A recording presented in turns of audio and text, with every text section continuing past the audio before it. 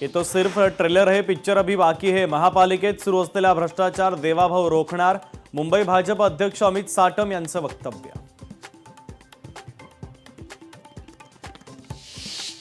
पुणे भाजप युवा मोर्चा जिल्हाध्यक्ष वैभव सोनरकर यांचे रोहित पवारांवर गंभीर आरोप, तर पत्रकार परिषदेत शेटफळगडे साखर कारखान्याचे पुरावे दाखवत केले आरोप।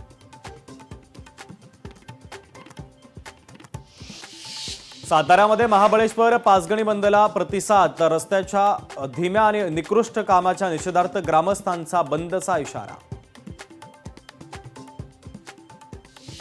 भारताकडे साधारणतः 2 महिन्यांचा इंधन साठा उपलब्ध, जगामध्ये शांतता प्रस्थापित व्हावी ही भारताची भूमिका, केंद्रीय मंत्री रामदास आठवलेंची माहिती।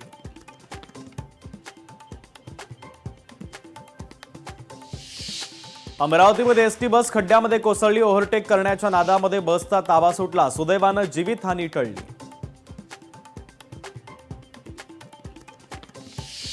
सिंधुदुर्गच्या कर्ली परोळी गावात जलमहोत्सवाचा शुभारंभ, महाराष्ट्रामध्ये येत्या 6 महिन्यात प्रत्येक घरात शुद्ध पेयजल मिळणार, व्ही सोमण्णा यांचं वक्तव्य। धुळ्यामध्ये बसचा ब्रेक फेल झाल्यानं प्रवासी थांब्यावर बस धडकली, तर घटनेमध्ये एक प्रवासी किरकोळ जखमी।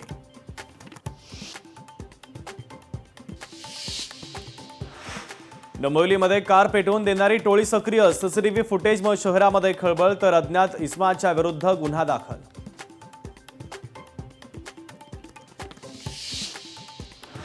भाजप अस्वस्थ का? अजितदादांना न्याय मिळू नये असं भाजपला वाटतं का? राष्ट्रवादी शरद पवार पक्षाचे प्रदेश प्रवक्ते विकास लवांडेंचा सवाल।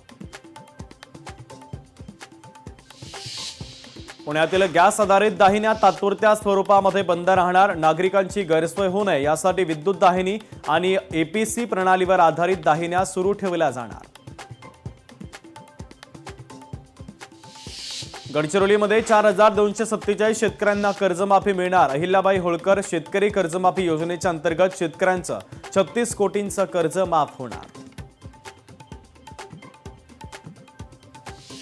पिंपरी चिंचवडच्या काळेवाडी फाट्यावर अल्पवयीन मुलाकडून अपघात, सिग्नलवर रिक्षाला धडक दिल्यानं 4 वाहनांचं नुकसान, काही जण जखमी।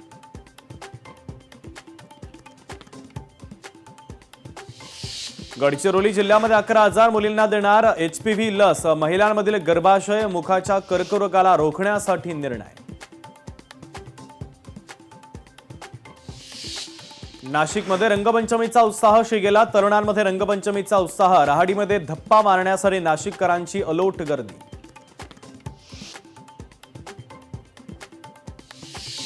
किल्ले सिंहगडावर पर्यटकांवर मधमाशांचा हल्ला, वन विभागाने संयुक्त वन व्यवस्थापन समितीचं पथक दाखल, एका मुलासह इतर दोघांवर उपचार सुरू।